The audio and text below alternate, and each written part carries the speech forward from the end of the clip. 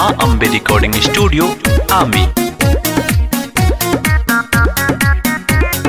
पूरा भोजपुरी उनका दिलों में बसावनी बाबू आवाज में चिन्होता।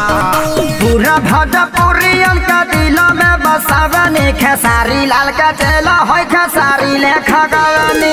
पवन सिंह के डायलॉग पर वीडियो बनावनी खेसारी लाल का चेला होय खेसारी लेखा गावनी।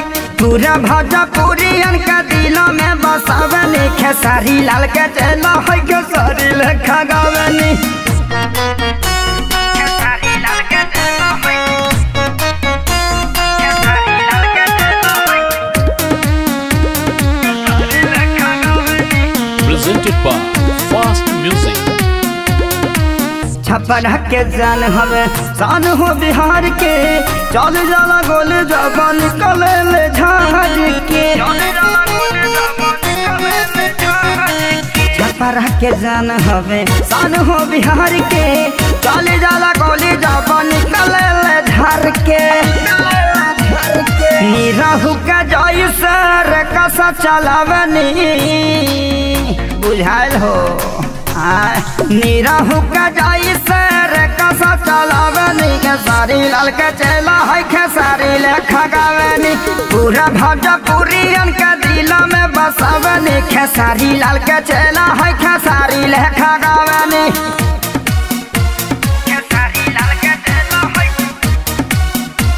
खेसारी लाल के चेला है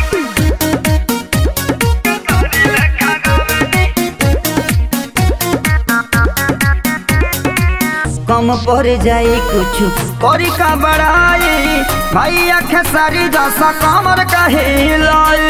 भैया खेसारी जैसा कमर का हिलाई। कम पड़ जाए कुछ करी का बढ़ाई भैया पवन लेखा के हुओ न गाई। इरशाद बेदारा दिशा गाना लिखा भवानी बड़ा बढ़िया गाना लिखले बड़े बाबू। विकास बिहारी से म्यूजिक बनावाने काकू हमार नाम हो खेसारी लेखा गावनी।